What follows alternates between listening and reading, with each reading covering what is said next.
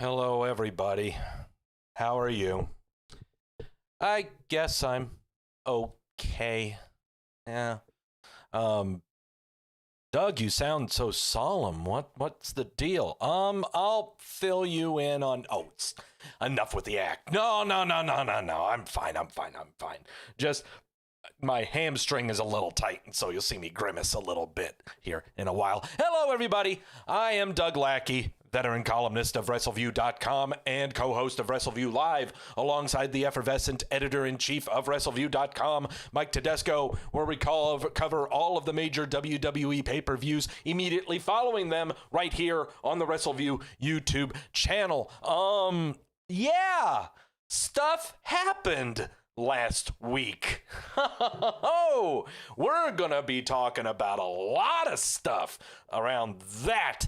Doug, what are you talking? Well, first off, I'm sure you all, including myself, are incredibly exhausted from Wrestlemania week, where we had nearly 20 hours of WWE content. And then when you combine the Raw and NXT from the following Monday and Tuesday, turning it into 25 hours, and then SmackDown last Friday of 28 hours. Whew, man.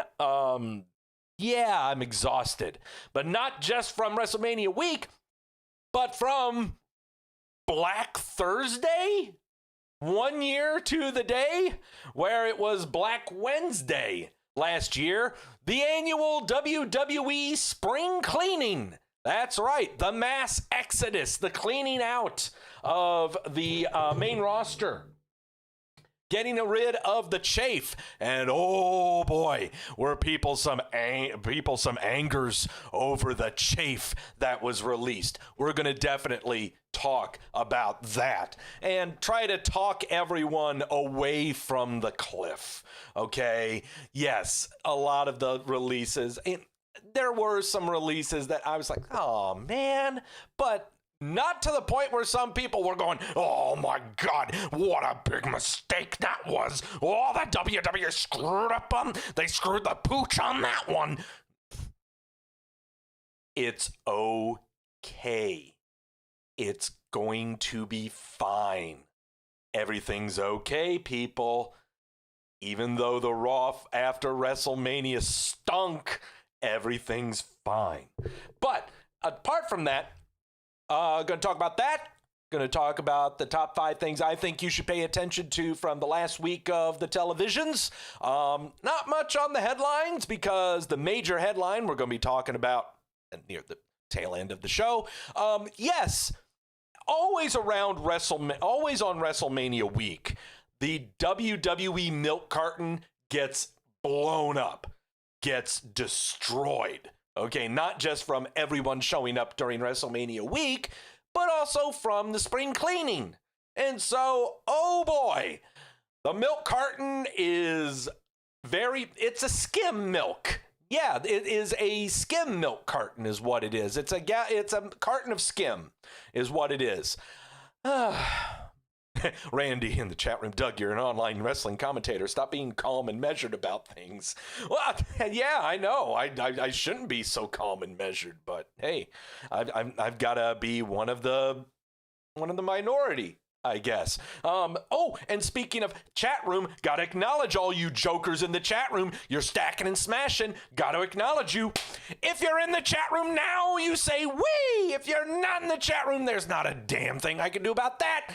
Who is in the chat room? It's getting full because everyone wants to know my words. I said Randy. I see Jamel. I see Andrew. I see Daniel. I acknowledge you. Wee. Who else? I see CJ. I see Gresh. Who else is in there? I know y'all are in there. You all want to know. I gotta say your names. You know I gotta do it. Mashoon in the chat room. I'm gonna miss Billy Kay. You know what? I am too, Mashoon. I am too. Hey, Kayla! I'm gonna miss her a lot, but I'm not gonna miss the Sounders. I'm not getting rid of them Sounders. You're gonna be joking me! No, I'm not getting rid of them. Everyone chat going, wee! Who else is in there? You all file in as it goes along. So, Yeah, WrestleMania week, spring cleaning, everyone losing their collective shit, and I'm here to kind of get them back to constipation. No, that's not the right words to say on that. Speaking of the WrestleMania week, 22 matches we had to predict for WrestleMania week. How many of them did I make locks? Geez, I just cannot remember. 5, 9, 14. I made 14 locks out of the 22 predictions. Doug, what are you talking about when you're talking about locks and stuff and everything? Well, you know, when a lot of wrestling podcasts and people with words and think they have knowledge make predictions about the WWE pay-per-views and who they think will win, and this one is no different. The only difference is that when I am confident in a prediction, I will lock said prediction. If that prediction fails to become a reality, we take a shot of the Luna Azul Blanco tequila. Of the 22 predictions and the 14 locks that we had to make for last week, looks like we went a collective 14-8 for WrestleMania week. And of those 8 losses, 4 of them were locks. We predicted El Legado del Fantasma to become the NXT Tag Team Champions, the New Day to retain the Raw Tag Team titles, Drew McIntyre to become WWE Champion, and finally Matt Riddle to retain the United States Championship. So yeah, those were the locks that we failed on. And so 4 shots is what I have to take. 2 of those are going to be taken today. Where's my shot glass? There we go. Okay, there's my shot glass. But before we do that, got to go over the sources. Sources for the show today. Wrestling podcasts and news sites always have their sources documenting the boys in the back. And the word was that this was supposed to happen, but it didn't happen. And I'm going to create drama because I'm bored by the drama they're supposed to entertain me with. Well, here at Wrestleview, our sources are double and triple checked to make sure you get the freshest news available. And here on this podcast, my sources provide the best commentary. And today, we are drinking a very light one. It's a very light one from No Da Brewery. In honor of the shirt that I'm wearing, it is a Blood Orange Goes, is what this is. Descriptor on the can. This kettle-soured German-styled wheat ale is brewed with German Pilsner grain and local wheat malt. Blood orange puree gives a unique color, refreshing citrus flavor and aroma, while salt balances the tartness. This is a very light ABV. It's a very light one. It's a 4. It's a 4, but because, you know, we're doing shots, guys, I got to keep it light. I'm not going to go a double digit on this one. So crack that bad boy open. There we go. We are going to pour into the sifter of arrogance because, oh boy, that's how I'm feeling today. Pour that bad boy in there. Very light color. And for sours and gozes, they aren't supposed to be a very heavy color. Not supposed to be a very heavy color. No, it's very light. That's almost lemonade-like is what that is. Drink the rest from the can. Oh, that's very light. That is chuggable. That is absolutely chuggable. Good orange on that one. It's not too acidic. Not too acidic on the orange. All right. Let's get this crap out of the way. All right. Here we go. Double shot glass, Cleveland Indians shot glass. Yes, we were no hit last week by the White Sox. White Sox is a very good team this year. But we won today, beat the Reds, beat our intrastate rival. And so we go from the Cleveland Indians shot glass. It's a double shot, so we're filling that guy up. Here we go. There's the shot glass. There's the horrible liquid. There's the horrible liquid. Oh, God. There we go. All right.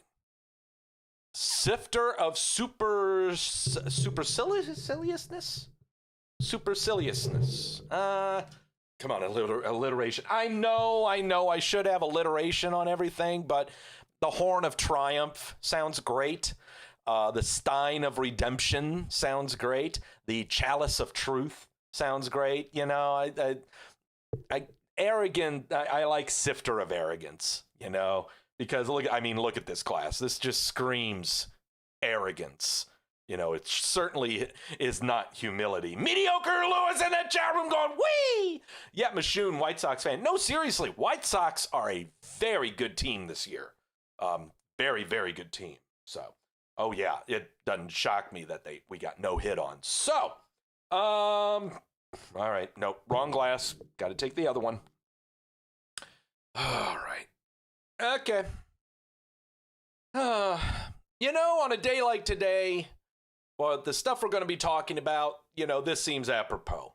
You know, to drink this horrible crap and talk out our ass. Yeah, that's what I do. So here we go. Lift it up to the glass. You guys know what I say. Here we go.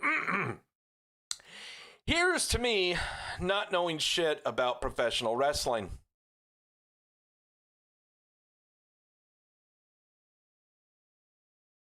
Oh,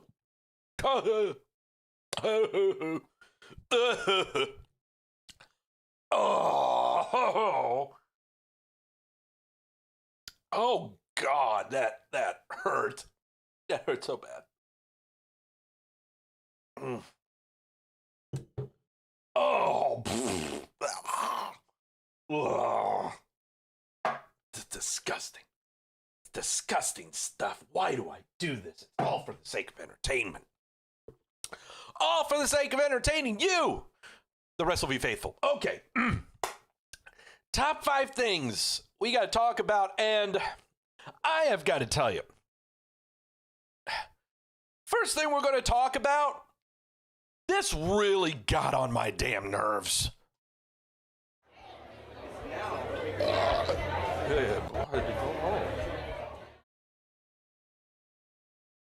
All right, look, I get it. When it happened at Wrestlemania, it was pretty cool. Okay, the Cesaro Seth Rollins match, and Cesaro uncorked his UFO. You know, I think he did this only once ever, and it was probably while he was with the Bar, when he was tag teaming with Sheamus. I think this happened in a match, but it was a while back. He didn't uncork this. He hadn't uncorked this move in a while. But I'll be damned if SmackDown didn't want you to know that he did this, because throughout SmackDown, they reminded us a total of 6 times that Cesaro did this crap. I'll be damned if they're trying to tell us something. I'll be damned if they're trying to push Cesaro to the moon, but this is the reason that they're giving us.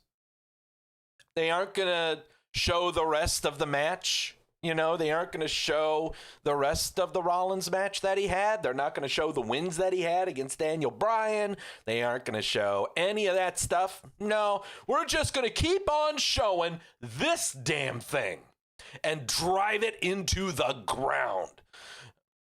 And that's what they do. Whenever there's something really cool that happens on their product, they can't get out of their own damn way and drive it straight to the ground. Be prepared this coming Friday on SmackDown. You're going to see this clip another 5 or 6 times. And that's really, it's getting on my nerves with the WWE programming. Their television, especially on Raw. Repetition. Redundancy. They can't stop it. They cannot help themselves. They love reminding us constantly about stuff that happened, if it's not a week ago, just 15 minutes ago, and it fills up the time of their show when they could be doing other things. Monday Night Raw last week, the Raw after WrestleMania that they always tout is always awesome, which stunk, showcased only 23 performers. Yet NXT for 2 hours on Tuesday showcased 30. How do you do that? How does that happen? But seriously, they aired this clip 6 times on SmackDown. 6 times. For crying out loud. You're going to drive it straight into the ground and no one's going to care.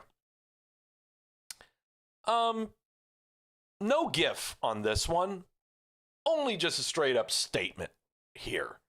When it comes to Monday Night Raw. And we saw a rematch between Asuka and Rhea Ripley, and, Charlotte Flair came back and interfered. Blah, blah, blah, blah, blah. We're going to get a triple threat. Sure, that's what's going to happen. But the reason I show this is because, oh boy, did they stink on the mic. Oh my God. Rhea Ripley cutting an interview.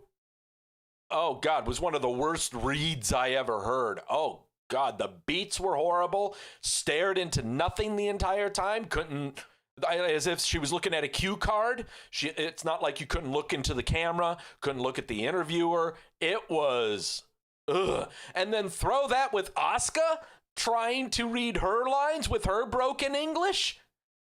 Oh boy. Oh boy.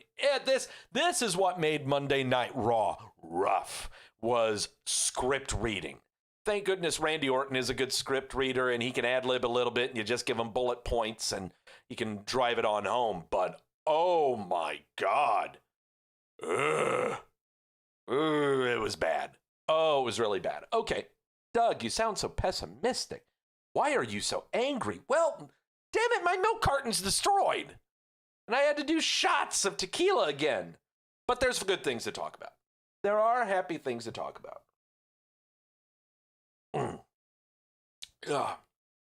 There are happy things to talk about, okay?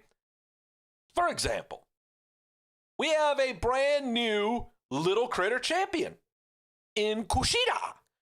Kishida, wearing brand new trunks and not looking to do the Marty McFly gimmick now. Yeah. Beating Santos Escobar with the rest of Legado del Fantasma to win the Little Critter title. I told you it was going to be happening. I told you this was going to be happening. What do you know? I mean, what can I say? I know things. What can I say? I know things. I'm a smarty. What can I say? What can I say? I'm a smarty. And at some point, I think last week, someone said that Daba Kato was going to show up at WrestleMania. Hey, just saying, there are some times, I know I don't know shit about professional wrestling, but there are some times I can knock a double. I can do a down the foul line triple. I can do it. This was a fun match. Definitely go out of your way to check out this match. It wasn't too contrived, okay? For a Little Critter cruiserweight match, it was very easy to follow. Thankfully. What's going to happen after this? Kushida facing Jordan Devlin, possibly for the Little Critter title. Could be happening. You might see Kushida. He'll be making appearances on 205 Live now. He'll probably show up at NXT UK to face Jordan Devlin. But also, what's going to happen with Santos Escobar? Bigger and brighter things. Much bigger and brighter things. We're going to find a way to get the North American title off of Johnny Gargano, is what we're going to do. In order for Santos Escobar to get it. And we are going to see the ascension of El Legado del Fantasma. They are a great act, and they would be a even better act on a show, say, like Monday Night Raw. Maybe SmackDown, but I really wouldn't put them on SmackDown now that we have Roman Reigns and his mafioso family going on there. No. I'd see El Legado del Fantasma going to Raw would be great in the future. But for now, we're going to find a way to get the North American strap on Escobar and maybe the tag titles on Mendoza and Wilde. I don't think they're really going to see the tag titles. It'll be a while. When I mean a while, I mean like 9 months. 9 months to a calendar year. Jamel saying, mark my words, by January, Santos is going to be NXT champ. God, that's a tough one. You know, that is a tough one because I see bigger things going on for Karrion Kross. Now, it's first going to start off with defenses against Kyle O'Reilly. And you may want to throw in, I don't know if you want to throw Pete Dunne into the mix. Definitely Tomato Ciampa could get in there. But the one that I still want to keep my eye on is what's happening with Imperium. And what I mean by the group Imperium, I'm not talking Walter. I would love for Walter to come stateside, but that ain't happening. No. I see Timothy Thatcher becoming the de facto head of Imperium within the U.S., then facing Karrion Kross, and there you go. That's kind of what I'm looking at right now. But as far as the Little Critter titles goes, Kushida having it is a very good thing. He could go travel far and wide with this thing. He'll have way more fun appearances on 205 Live. This gives him an excuse not to be on NXT. This gives him also a lighter work schedule.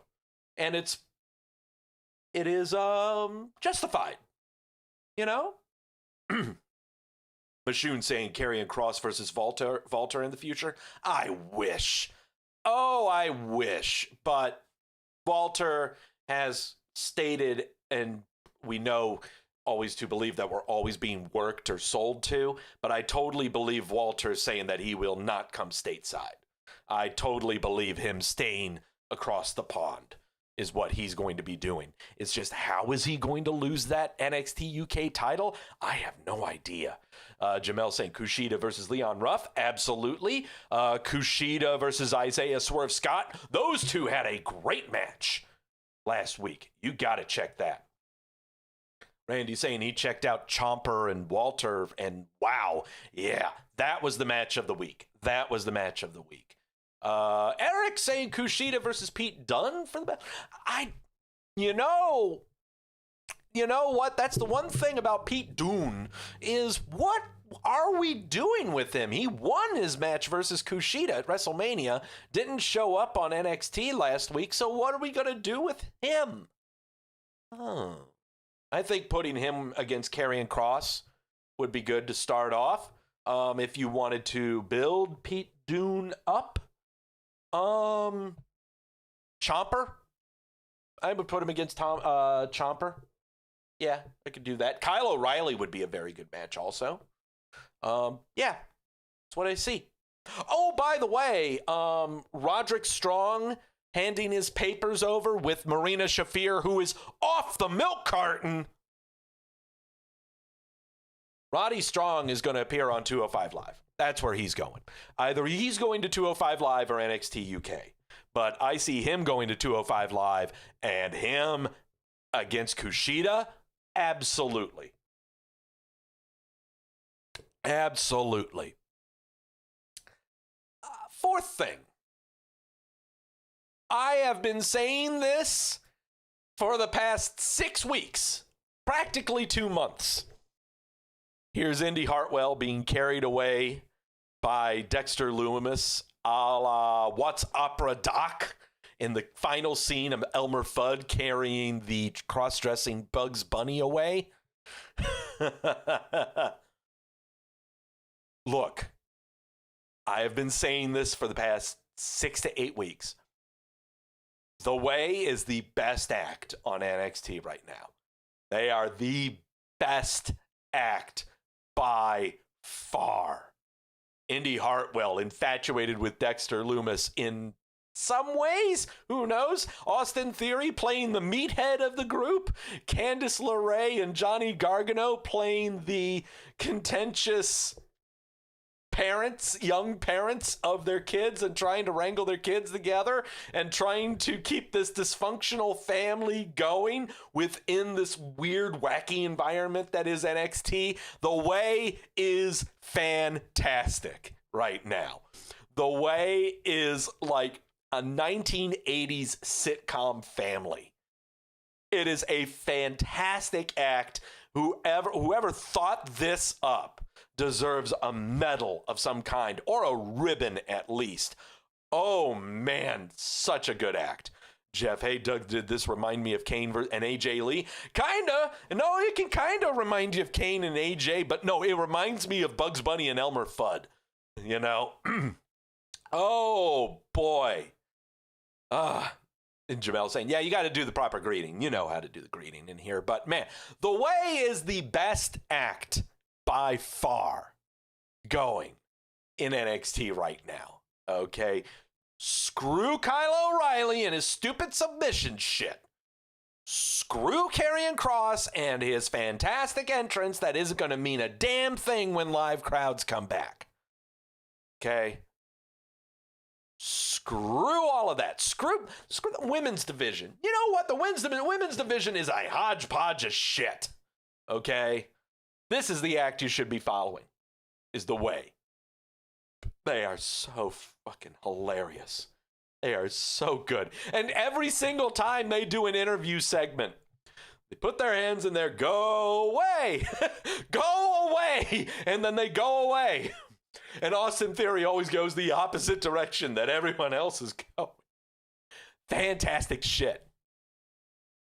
And Jeff bringing it up too. Cheers to Johnny. I never knew he could be a funny heel. Seriously, Johnny Gargano has got a wide range. I really did not see that coming out of him.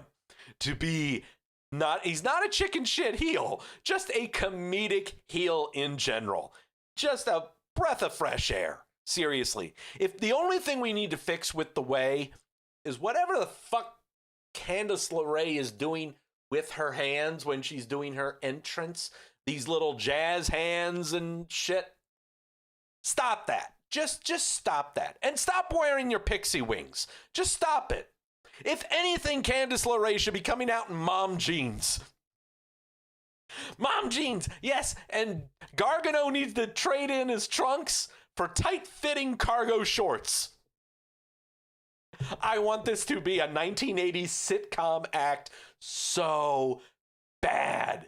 Indy Hartwell playing the teenage girl with her hormones all out of control when she's got her eyes set on Mr. Bad Boy that probably drives a really bad car and works over at the fast food joint and gets D's in United States history. And then you got Austin Theory, who just lifts things every day and doesn't know what the hell's going on in the world and thinks that 1 + 1 = carrot. You know, it's shit like this. It's shit like this that I love The Way. I love them, love them, love them. That's what I love. That's what I want in my professional wrestling is The Way. People who take this way too seriously and are just despondent towards The Way, you know, and just go, well, jump on board. There's plenty of room over in this bandwagon. I mean, jump on board, you know? But for crying out loud, don't shit on it, man. I mean, fuck you. Fun things are fun. Fun shits are fun. Fuck your shit. Fun things are fun. Finally, this is part of the news headlines. We had some new hirings when it came to the announcing of Raw and SmackDown. Over on Raw, we had Adnan Virk, who I think he was at one point with ESPN, but he was doing some other broadcasting of some kind. He is now the voice of Monday Night Raw, doing the play-by-play, and I will admit it was okay. For a first day, you know, we got to try to get used to it. He loved saying double trouble way too many times. But it's a new voice. Get used to it with the delivery, you know. Goose in the chat room going, wee! Something to get used to. But the other change was over on SmackDown, where we've got, I can't play the video because, you know, YouTube Gestapo, but Michael Cole's new color commentator, Pat McAfee. Adnan Virk was with MLB. Oh, okay. Got you, CJ. But Tyler in the chat room going, wee! Pat McAfee, behind the mic, doing color alongside Adam Cole last Friday. Do check it out. Do check it out. This cat was made for professional wrestling. If you did not listen to or watch his podcast last Friday, where he made the announcement on there, as well as it went all over on Twitter and all over on Wrestleview.com, this cat is passionate about pro wrestling, okay? Whether he's working or selling, I am buying it. I am buying it. This guy knows what he's doing. This guy knows how to be entertaining. He knows what the hell he's doing, okay? He's done it in matches in NXT. He's done it cutting promos on NXT. And here he is with the headset on, going alongside Michael Cole. Fantastic. And he's got all the mannerisms of a WWE commentator. He makes sure to say everyone's full name. He never says Michael, always says Michael Cole. Never says Bianca, just says Bianca Belair. He never only says Roman Reigns. Roman, he says Roman Reigns. Saying the full names, calling them superstars. Don't even know the names of the moves, but he reacts like they're so spectacular. McAfee is probably one of the greatest things that happened to WWE commentary in the past 5 years. Better than Samoa Joe. Oh, dog. Oh, dog. Oh, I want to slit your nostril. Oh, how dare you say something? That's Samoa Joe you're talking about. Yeah, it is Samoa Joe I'm talking about. Pat McAfee will be way better than Samoa Joe. Period. Period. Has nothing to do with if he can be active in the ring or not. By WWE's modus operandi, he will be so much better. Way better than Mauro Ranallo, that's for sure. We got a headline on Mauro coming up here later on. But check out SmackDown from last Friday and check out McAfee's mic work. Fantastic stuff. Fantastic stuff. Yeah. So, even though after Black Thursday and WWE Spring Cleaning 2021, everything is okay. Commentary is okay. And believe me, the roster is okay. And when I mean the roster is okay, we're not even going to talk about the main roster, okay? It's what's coming up what's coming up right now that's fermenting in the tank. But do check out McAfee. Okay, headlines. Headlines, not a whole lot, but definitely some things to think about.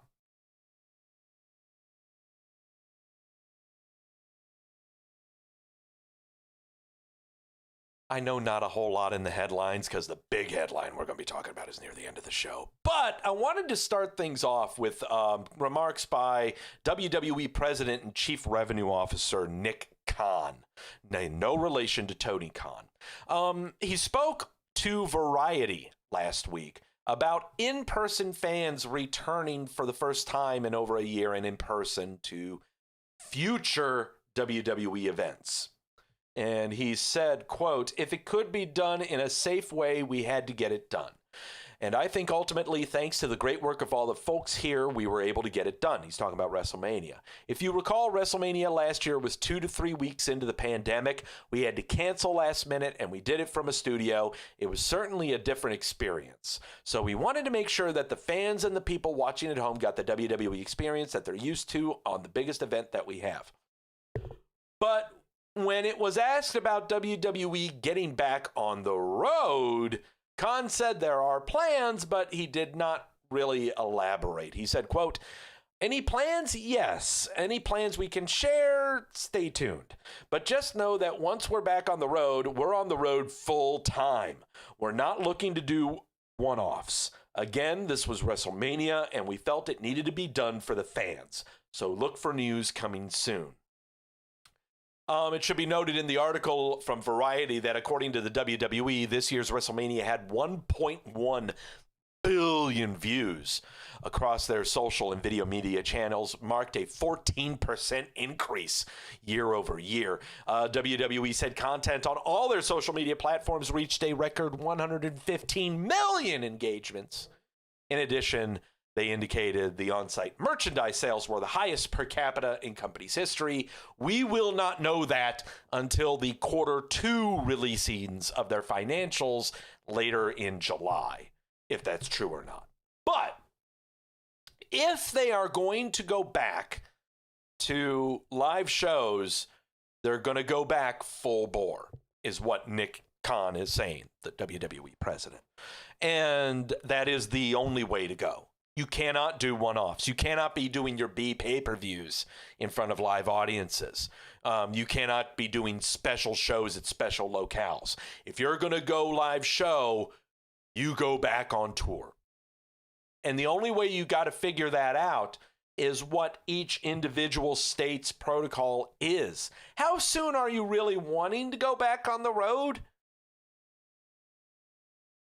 That's really budget dependent on the arena that you lease, how sure you are that you're going to get max capacity to get the more bang for your buck, and will you get in the black from that lease that you do, and from the production, and from the logistics of touring and the personnel. It is a hard sell right now for the WWE to go back fully on tour. It is a hard sell. When would they go back on? And that's even worse, is when would they go back on tour? You've heard me go on record of saying when it came to the pandemic, we're not going to get back to normal for another 3 years. Seriously.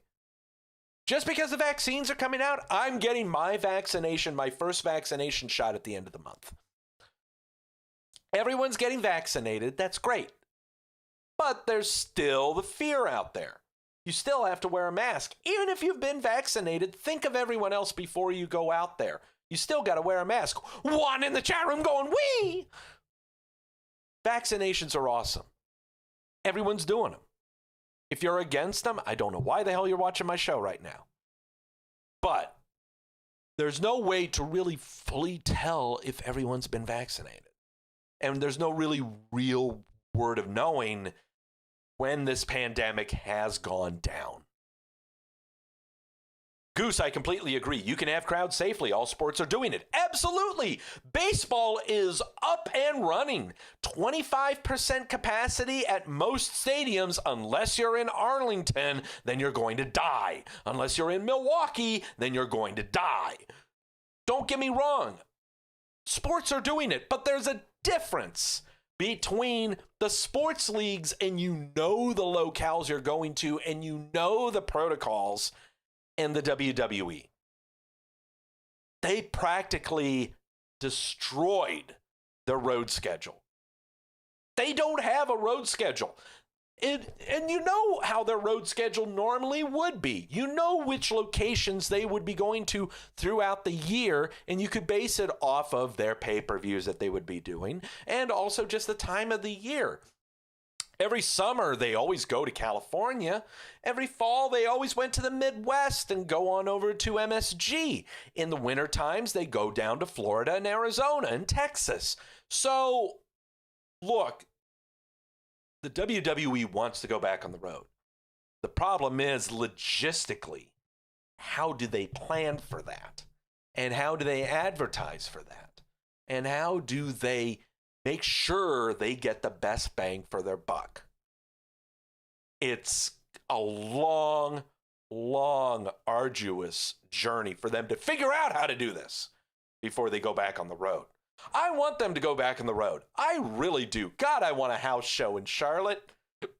God, I want to go to a SmackDown taping in Charlotte. Don't get me wrong.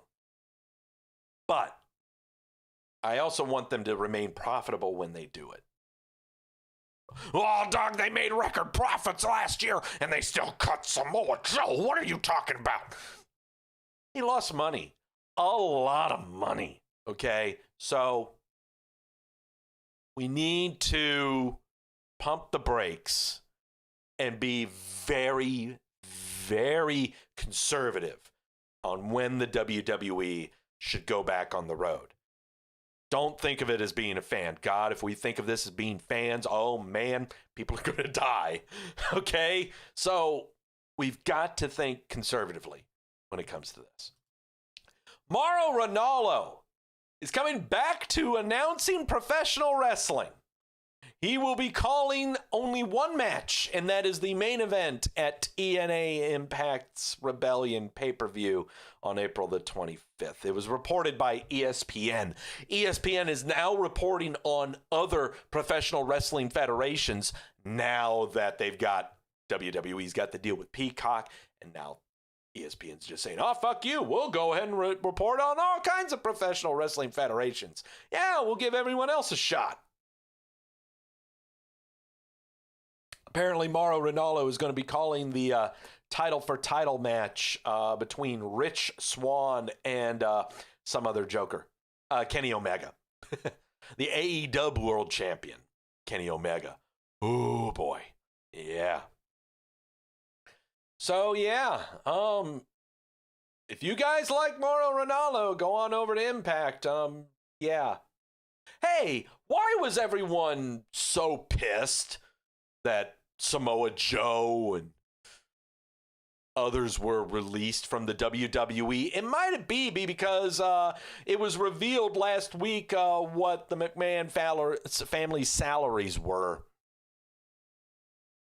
WWE released a proxy statement and SEC filing from their company's 2021 annual meeting of stockholders.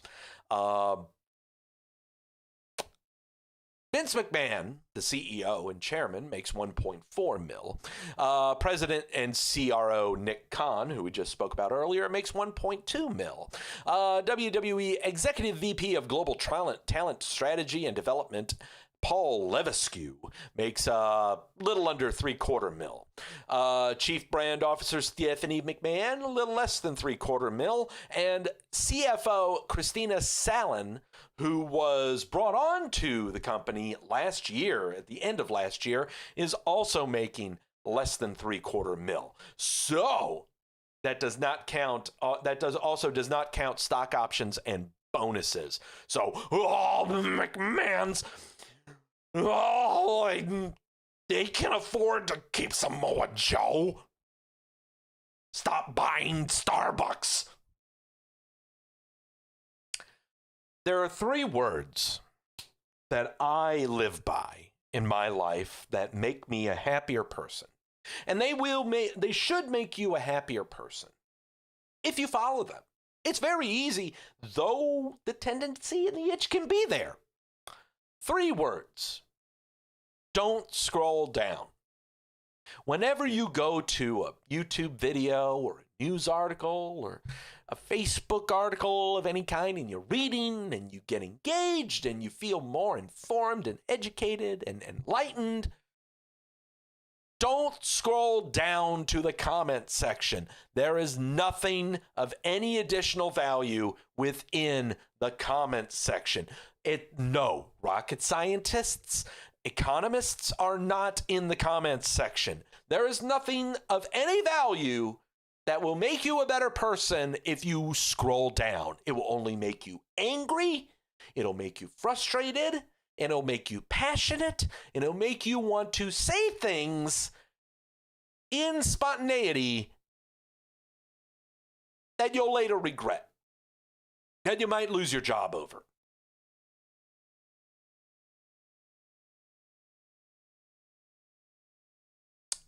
I'm going to scroll down. What about Shane, says Jim Belby. Anonymous says, is Linda still involved in any way of earnings? No.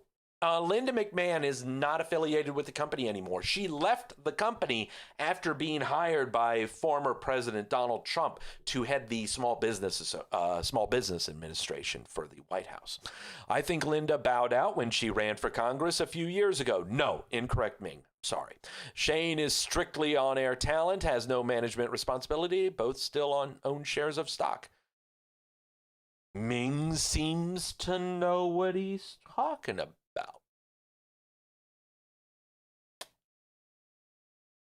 It wasn't that bad. Those are all the comments we have.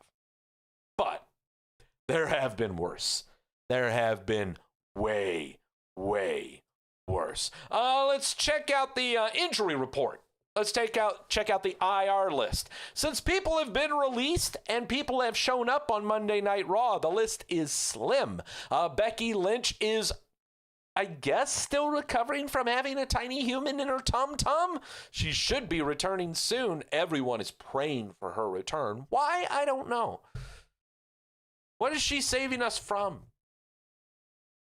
It's not like anything's changed in the landscape of things.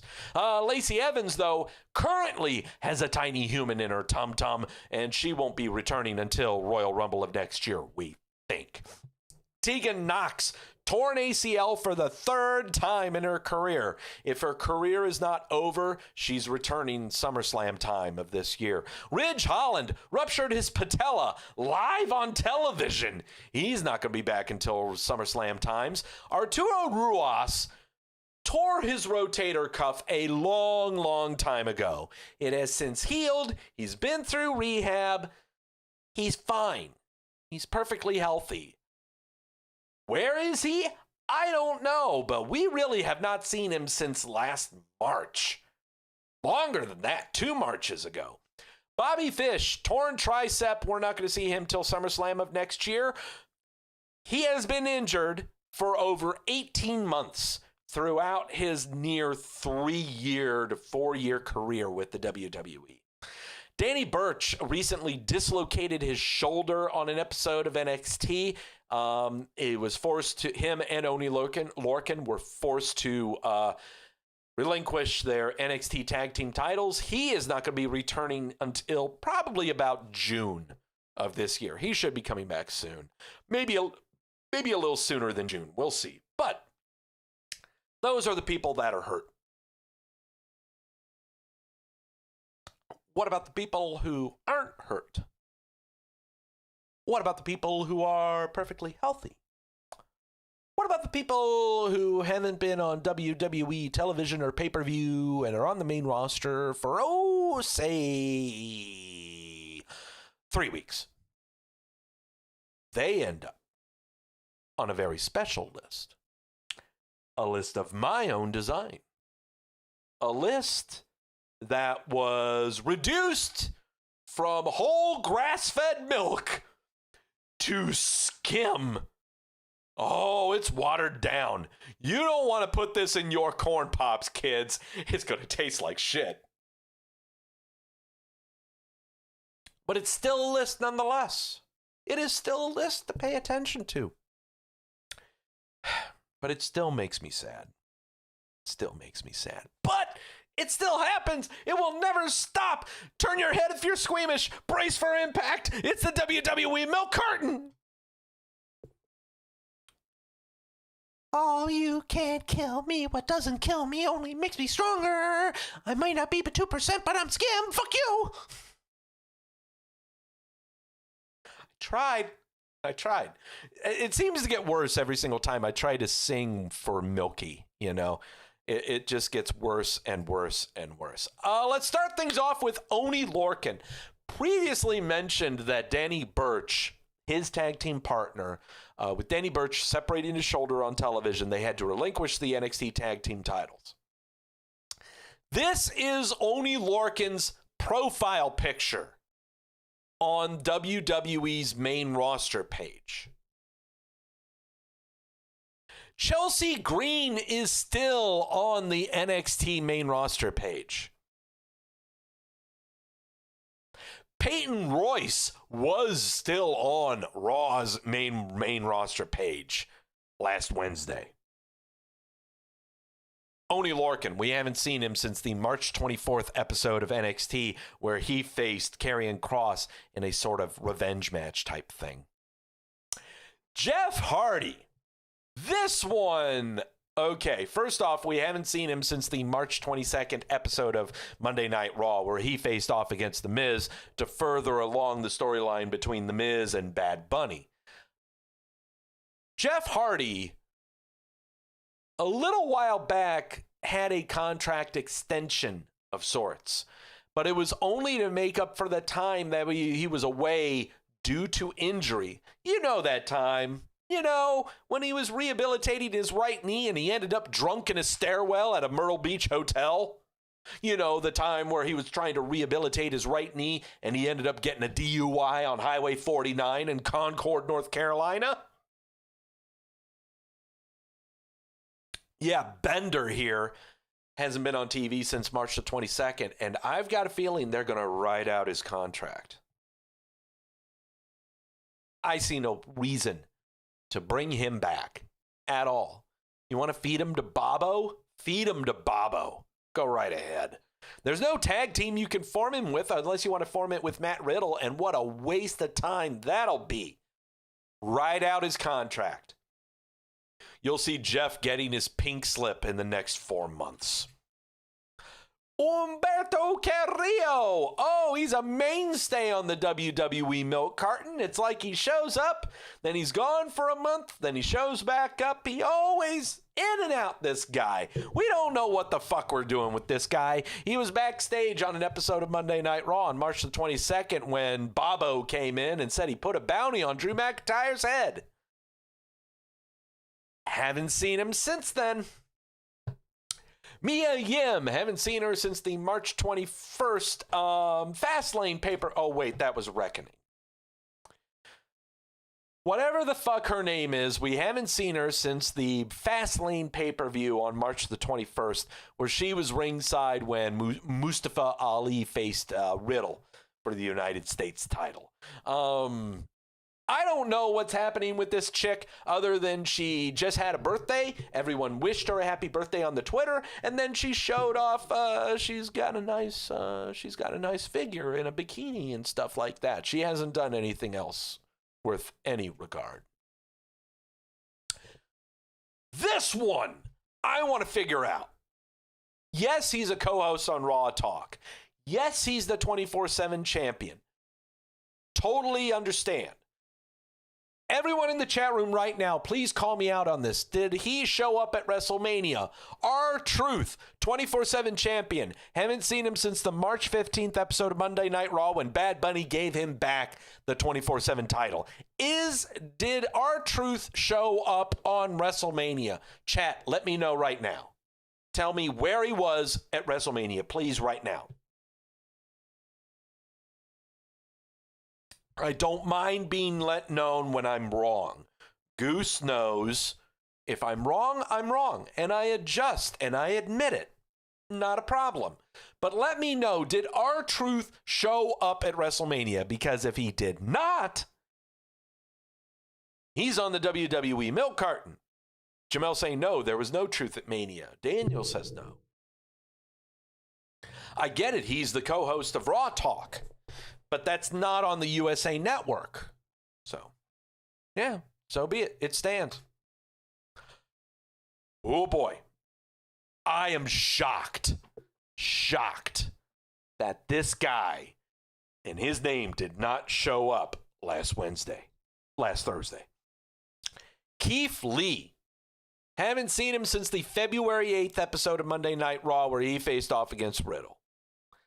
I mentioned it on an episode a month ago of Wrestleview Weekly, that when the spring cleaning were to happen, Keith Lee's name would be mentioned. I feared that Keith Lee was going to be let go during the spring cleaning. Apparently, he was not. He's still there.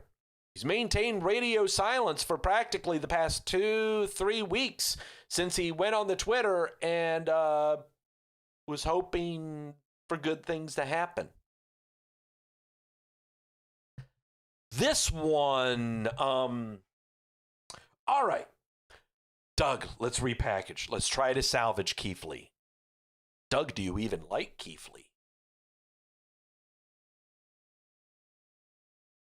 Is Keith Lee worth salvaging? And by the way, I'm spelling it Keeflee. Is Keith Lee even worth salvaging? Jason, same Doug. I was feared too. Yeah, I was. Yeah. Daniel, but he beat Randy Orton. Look, Doug, Repackage Keith Lee, salvage him, save him. Okay, I'll try. Let me, sources.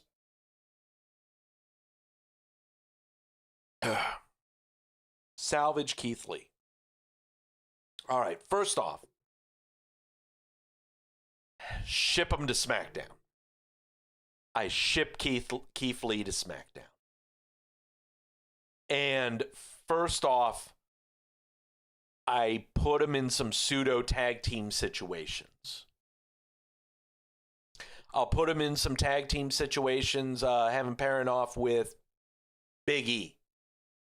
Because you know the WWE will only pair up like races. And they will only do programs when they're against like races. Doug, you sound like a bigot. No, it happens all the time. All the time. Ship Keith Lee to SmackDown. Build him up a little bit to a brand new audience that's on Fox, not USA. Okay? Give him some squash matches of some kind. Murphy, you're not doing anything with Murphy. Keith Lee squash. Shinsuke Nakamura? Maybe. Maybe. Chad Gable. Have Keith Lee squash some people to build him up. Then team him up with Big E to go on maybe going after the SmackDown Tag Team titles. And they get them. They win the SmackDown Tag Team titles. And then after about 2 months or 3 months of having them, a fallout happens. Then we've got a really good program with Keith Lee and Big E. Have that go for another 2 or 3 months to build up to beyond WrestleMania of next year.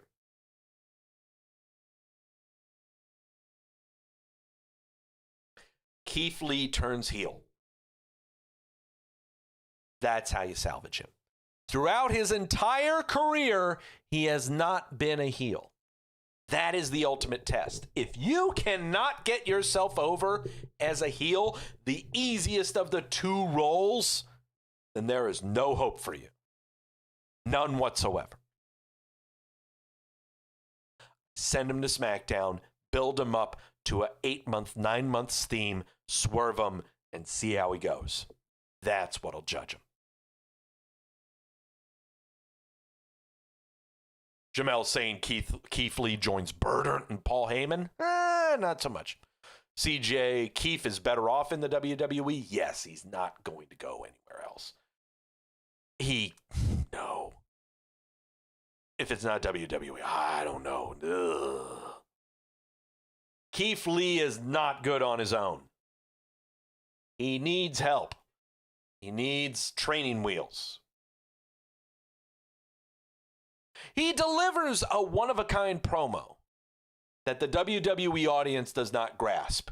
The NXT audience might grasp it, but the WWE audience does not. It's just not there. It's just not there. Nikki Cross, haven't seen her since the February 1st episode of Monday Night Raw, where she faced off against Alexa Bliss to further affirm and confirm and validate the Alexa Bliss wacky-ass character. Alexa Bliss didn't take her contacts out and made a new doll. She took some sewing classes and made a creepy doll. Nikki Cross, on the other hand, wore a nice dress to the Hall of Fame induction ceremony. I think she was on the stage during WrestleMania. I might have cried. Nikki Cross needs to go to NXT UK. Needs to go to NXT UK. Alongside Killian Dane. A power couple in NXT UK has not been done yet. That sounds like fun. Induce Share. Haven't seen them since the January's 26th Superstar Spectacle. The Superstar Spectacle was a thing that we were selling to India. Remember Sony India Networks? We made this big old pay-per-view that was just specifically about India talent. And We had them in a 6-man tag match alongside Jinder Mahal, who was in his trunks on the WrestleMania stage, ready to go. Where? We don't know, but he was there, ready to do something, and did nothing. Indu's share is not on television because of the color green. Jinder Mahal, on the other hand, after rupturing a patella and then having reparative surgery on that same knee, putting him on the shelf for 16 months. I don't know what we're doing with Jinder Mahal. I would love... Now is the time to bring him back and put him in a feud with Drew McIntyre. Now is the time. It is away from the major title. It is without belt implications. And it won't further bury Jinder Mahal if either one of them were champion. Now is the time to bring Mahal back to the Raw roster. Will they do it? No. They are not going to do it, because they're too busy trying to build up a brand new NXT India. There's NXT UK. There's going to be NXT India. It's going to happen. They catered an entire pay-per-view event to one country, with specifically that country's talent in every match. This wasn't a Saudi Arabia pay-per-view, kids. They had more than Mansoor in that show. So, Jinder, nah, he's not coming back. A lot of kids were wondering why this name wasn't showing up in the pink slips last Thursday, and I'm going to tell you, you can go fuck off. Velveteen Dream. Haven't seen him since the December 23rd episode of NXT, where he was legitimately buried by Adam Cole. Buried in a match versus Adam Cole. I don't normally bring up wrestling terminology. I really hate using it. Not because it makes you look smarmy and nerdy or anything like that. There are better words you can use, but no. Velveteen Dream was legitimately buried by Adam Cole. Legitimately. Haven't seen him since. I thought he was going to show up at the Royal Rumble. Nope. Instead, we got Damian Priest. And a lot of people who are on their high horse on a giant pedestal playing White Knights thought that he was going to be sent off during the WWE spring cleaning. No. Here's what they're doing with Dream. He's going to show up on Raw or SmackDown. And everyone's going to lose their shit. They're going to lose their shit. And by God, I'd take advantage of that. People hate him so much. Why do they hate him? Because the WWE had an investigation and found nothing wrong with him when it came to the hashtag #MeToo movement. Guys, if anything was found out by any part of authority that's outside of the WWE, he would have been gone a long time ago. This guy's here to stay. This guy's here to stay. And if I had part in any of WWE's investigating, if I know that he is clean and everything's on the up and up, and I've got the lawyers and everyone to defend him and everything, I am nurturing this. The return is going to be so good. It's going to be Y2J-esque. What I mean by that is such a powerful debut on Raw or SmackDown. It's going to be palpable. It's going to be so thick, so rich, you got to spoon it up. I'm not letting go of this guy. Not with how much heat he's already generating and not doing a damn thing. Jimmy Uso, haven't seen him since the November 22nd Survivor Series, where he was outside of Roman Reigns' locker room talking to his brother Jay and saying, hey, what's up, dude? You had a match with this guy at Hell in a Cell. It was an I Quit match, too. And what the deal? Wrestling news sites have kept on rumoring that he was going to be showing up at almost every single pay-per-view since Royal Rumble. Where is he? I don't know. He's perfectly healthy. His left knee's good. I don't know. When's he going to show up? I don't know. I'm tired of the rags telling me he's going to be showing up and he never does. So they've abandoned the idea that he's ever going to be showing up. And you should too. Oh boy. Aleister Black. Haven't seen him since October the 12th of last year on Monday Night Raw, where he had a match against Kevin Owens. Remember that program? I don't know what it was about. But all I know is that during that was the draft, and he was drafted to SmackDown. He's never shown up. And rumors are abound everywhere over the Twitter and all over wrestling news websites that he's being repackaged. And here's what he's going to be debuted as, and blah, blah, blah, blah, blah, blah. I have not read any of it. I don't care. All that I know is that he has not been on television for a very long time. And could it be because his wife, who was then released not but 2 or 3 months later, decided to go against WWE protocol to set up an OnlyFans account so that she could make $5 a pop dressing up as Sexy Melina for Mortal Kombat? I don't know. That might be a reason why he's not on TV. I don't know. All that I know is this Joker ain't on TV. And you would think he would have been released last Thursday, but he was not.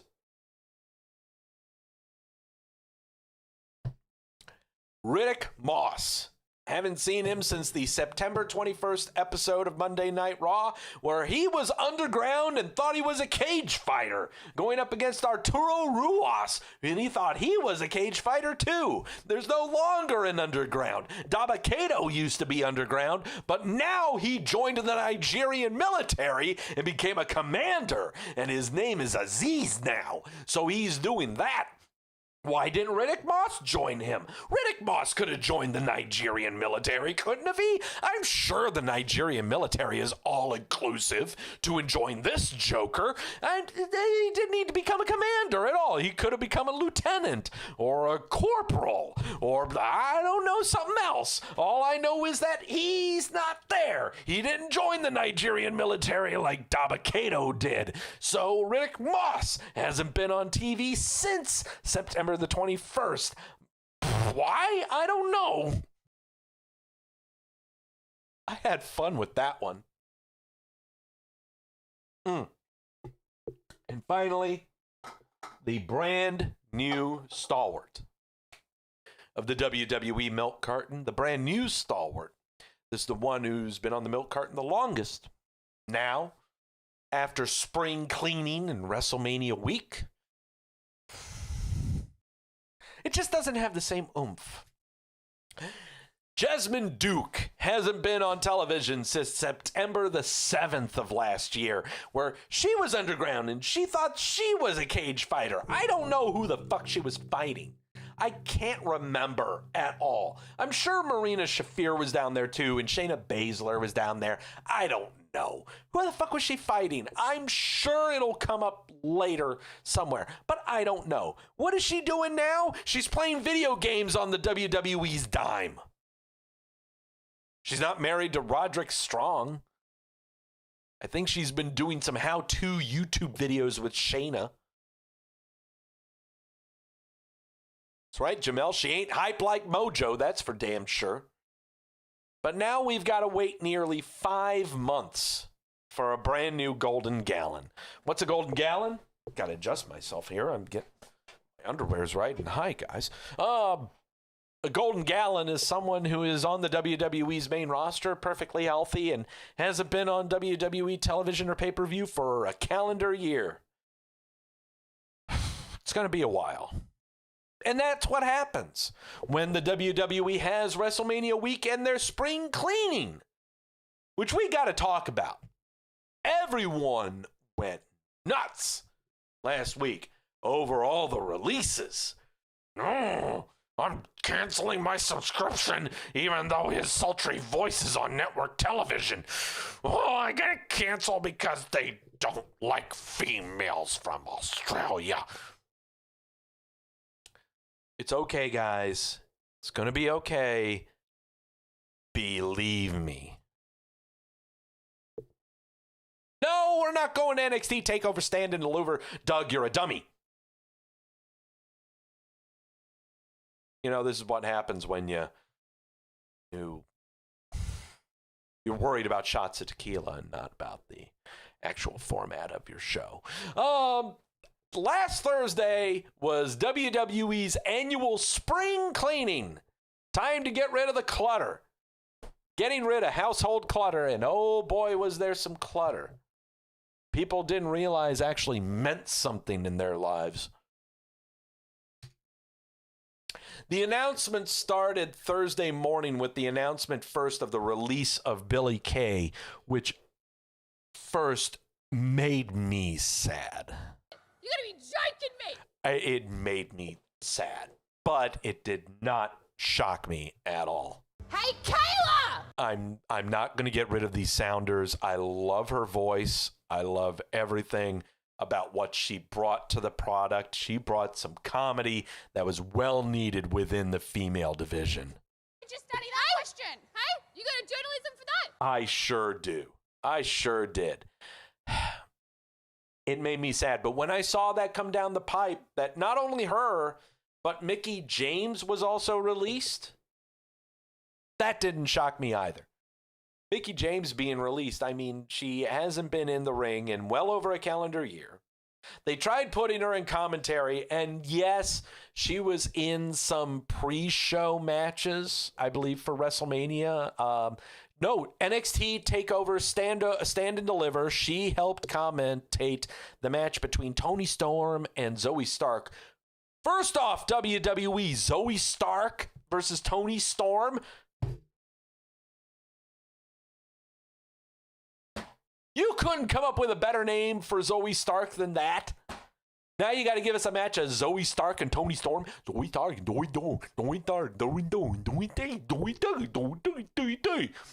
see what happens? And you're going to give her final chance to commentate in a match between Zoe Stark and Toni Storm. Setting her up for failure, aren't you? Putting her in third shift after going first shift at Black Friday, huh? So Mickie James was released as well, alongside Billie Kay. Everyone getting angry that Mickie James was released. That's not a shock. That's no shock at all. CJ bringing up Frankie Monet. What is Toni Stark? Toni, Frankie Monet. Well, Frankie Monet is a good name. But Mickie James let go alongside Billie Kay. And then, when I saw that on the Twitter, I was like, oh boy, here we go. It's time for the spring cleaning. It's time for the pink slips to be coming out. Place your bets. Place your bets. Who's going? Who's a-going? And by my end, you shouldn't be shocked about who was let go from last Thursday. Bo Dallas, who, remember, he's a golden gallon, hadn't been on television since November of 2019, was released. No shit. No shock. He's going to do great. And everyone thinks he's going to do great just because he's going out with Liv Morgan. No, the boy's got his real estate license. The boy's got a farm. He is set for life. He is fine. Chelsea Green. Chelsea Green was let go after spending most of her time under WWE contract injured. In fact, had the same injury twice from the same spot twice, falling off the apron and using her left wrist to block her fall, breaking her left wrist both times. Nah, no hope. No hope there. All right, here we go. Samoa Joe. Samoa Joe was released and caused everyone to have a conniption fit. Everyone to question the WWE on how they could let such a legend like Samoa Joe be let go. How could they do such a thing? They missed out on so many opportunities with Samoa Joe. He was fine on commentary. He gave great promos on SmackDown. He did this, he did that. His program with AJ Styles and his stuff with Jeff Hardy. How could they let this guy go? They let him go because he can't perform in the ring according to their health protocol. They let him go because they found people who have way more experience behind the mic than he does. They let him go because he is really hurting their checkbooks. Well, Doug, they just recorded record profits, and their family's making millions of dollars. Oh, they got so much money, they could have kept Samoa Joe. No.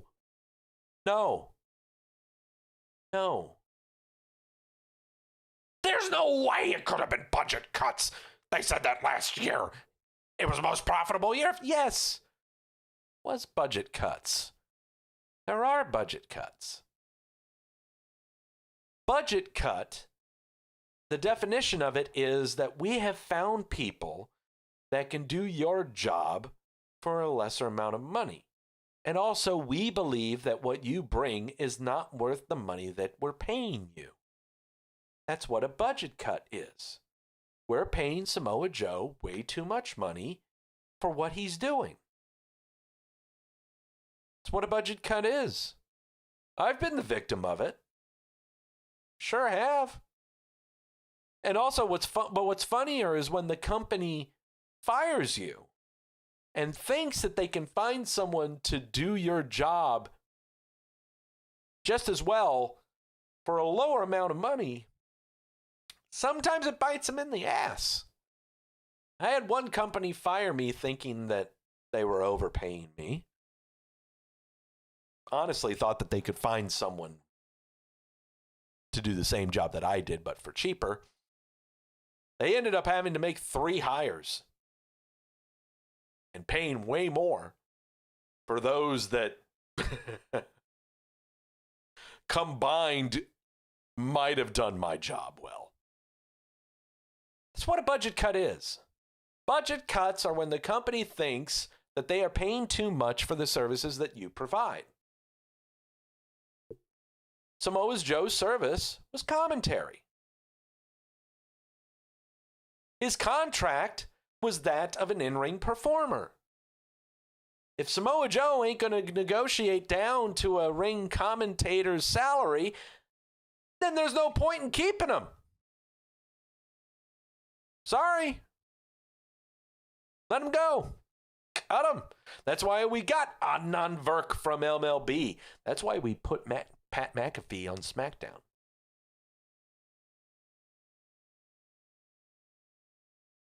And for anyone to be thinking that Samoa Joe is going to go back into wrestling, to go back into the ring, to go to AEW or Ring of Honor or New Japan, shut up. Samoa Joe is going to go the route of Phil Brooks. He's not going to do a damn thing. He's just going to sit back, chill out, maybe make some appearances in California here and there. You know, he's not going to do anything in the ring. He's not going to do anything to jeopardize his career. He's thinking about himself professionally and how he can not just build himself up, but just keep himself relevant. Thank you, social media, for being able to do that cheap.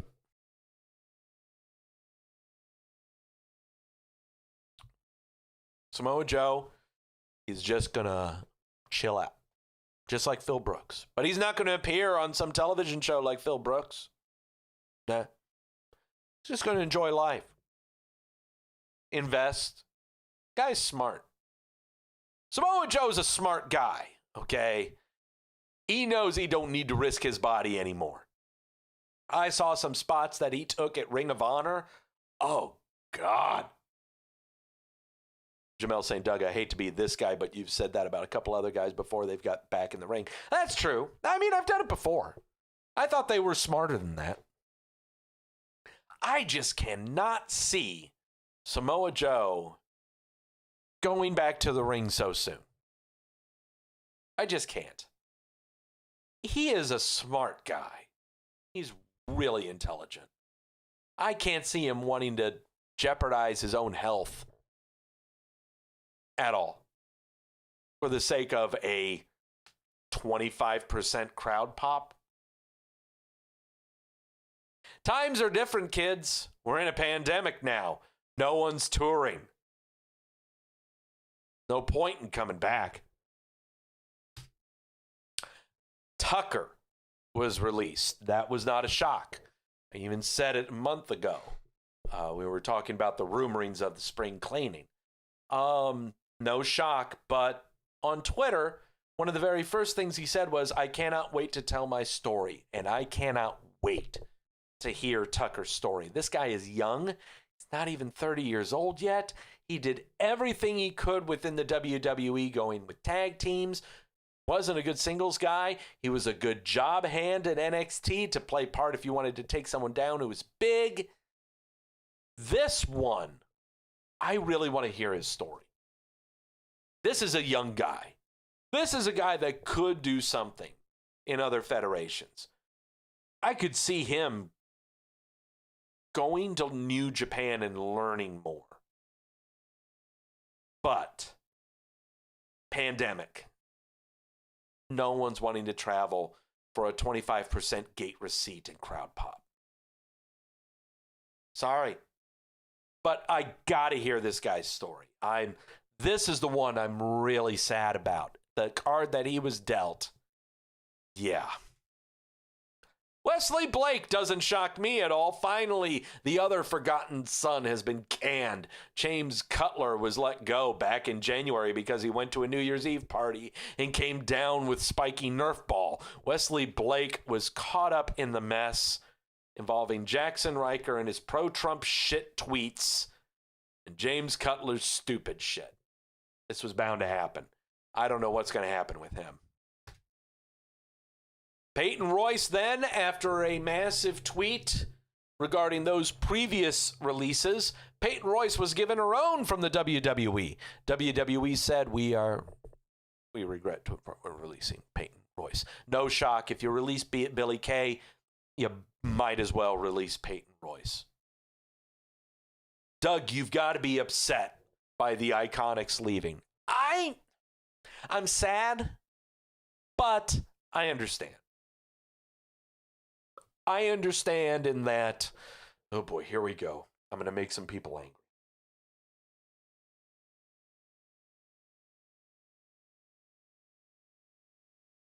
Asuka's broken English is bad. Deep Australian accents when you're trying to be funny and you're given 5 minutes of mic time and live crowds don't react to it, that's kind of bad too. What's good for the goose is good for the gander when it comes to different nationalities in an incredibly American English-speaking audience. Peyton and Billy just were not going to fly with how hilarious they are. People can't follow the deep Australian accent. They just can't. They can't. And there's nothing you can do about that. The only way you can fight that is you split them up and see if they can do stuff in the ring and see if they can convey comedic performances on their own. Peyton Royce tried to be serious. Billy Kay was fantastic giving people resumes, but then when she tried to explain herself, lost in translation in a pandemic, and you can't find any reciprocity or any kind of reactions online. It was bound to happen. Mediocre Lewis asking, do I think any of the women are going to go to AEW?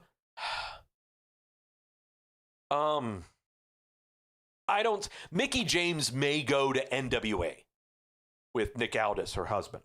She might. But I also think she might call it quits. Royce and Kay are going to go back to Australia. They are homesick. They want to go back to Australia. Then later, when the pandemic has run its course, they may show up stateside again. But right now, I think Kay and Royce want to go back home. I think they miss home. Finally, last Thursday, I thought it was done. I thought the spring cleaning was done. I thought we got the dust bunnies out and we put everything in cardboard boxes. I thought we were going to ship everything out to Habitat for Humanity. But no, there was still one piece sitting up there on the mantle that had a big old NFL shield on it. In spray paint said Gronk. Yeah, last Thursday, the final portion of the WWE spring cleaning in the form of Mojo Rawley, who was less than 2 months away from becoming a golden gallon on the WWE milk carton. It's finally released. So, all that talk about Gronkowski and the NFL and the WWE, gone. Just stop it. Just done. Just done. Stop it. Done. No more. You're not getting Tom Brady either.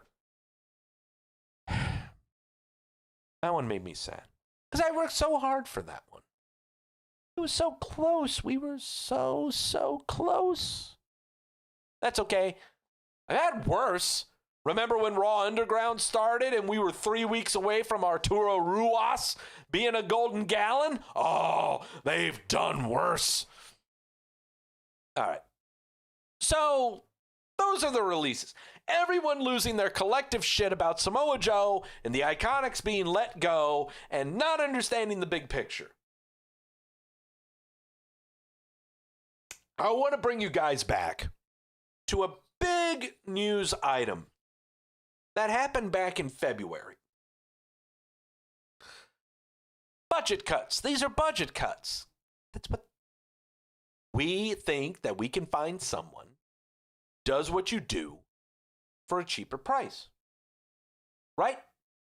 Well, last February, the WWE made their largest class of Performance Center recruits ever for the year of 2021. Let's start things off with Angela Arnold. She trained with Booker T.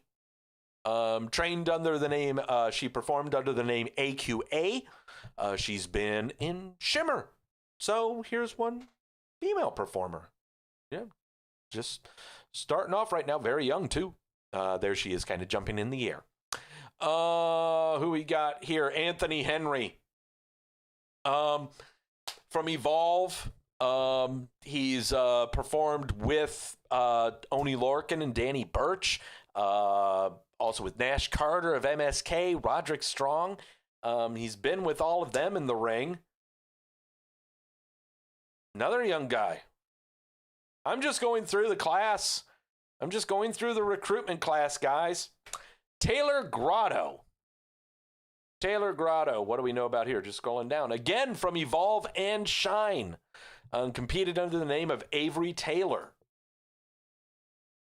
Here's a big one. Bronson Rick Steiner. Son of Rick Steiner. 6 foot 230. All-American running back from Kennesaw State. Yeah, we're getting some beef. We're getting some beef in the WWE now. Cameron Clay. This one's an interesting one. Not Cameron, the one who's on, AEW, who didn't know how to fucking pin someone in the WWE. She's a 4-year ring veteran. And she's been in the ring with Shotzi Blackheart. Look for her to team up with AQA and probably start up a tag team because, you know, we got to have like races together unless you're Wes Lee and Nash Carter. You know? It's usually how it is with the WWE. See, she jumps in the air like Angela, too. Chance Barrow, you may know him as one of the Bravados. If I can bring up his stuff here. Where are you? There you are, known as Harlem Bravado. From North Carolina. Went to Japan and performed in Noah, but part of the one half of the Bravado brothers is coming over. I dig that haircut, man. I really, really like his hair. Christian Hubble. What was he known as? Previously known as Blake Christian. Tennessee native from PWG and GC Dub. Here's one who's probably going to team up with Harlem Bravado, is what it's looking like. Oh, wait, we didn't skip over one. Nope, there he is right there. Christian Brigham. Christian Brigham, UMass native, 6 years experience. He went under the name Christian Casanova. Drew Casper, brother of Jacob Casper, who joined the PC back in October of last year.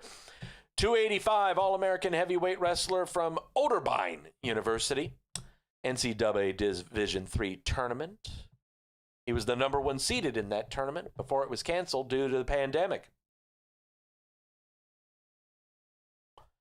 There's a theme here. Brianna Coda, also known as Cora Jade, who's been appearing on episodes of NXT. She was part of this recruitment class last February. Able-bodied, perfect, and only 19 years old. Joe Areola, 25-year-old amateur wrestler from Oak Park, Illinois. Wrestled for also the University of Buffalo. Qualified for the NCAA tournament in 2016. Another able body. Learning the ropes. This face should be familiar. Carissa Riviera, now known as Zoe Stark.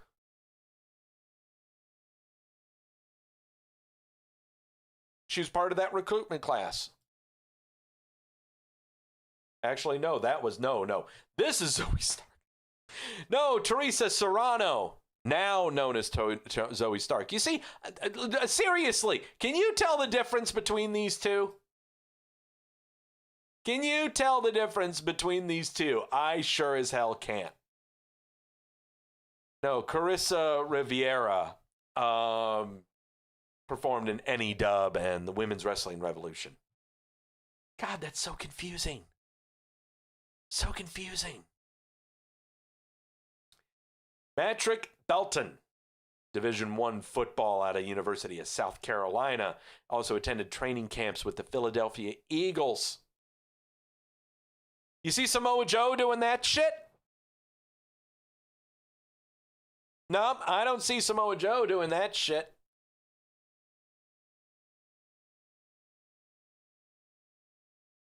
Promoting machine on the Twitter, the destroyer of gods, Parker Boudreaux. Big 6'4", 3 hundo. This guy's a hoss. Offense OL from University of Central Florida. Heyman loves this kid. Ooh. Prepare yourselves for this boy. This boy looks like Thanos. Ooh. This is the one you want to watch out for. He's a promoting machine on Twitter. He's gotten his name out there, that's for damn sure. Gigi Dolan, previously known as Priscilla Kelly. She was part of the recruitment class. She's been part of the Mae Young Classic. She was part of the Dusty Rhodes Women's Tag Team Classic.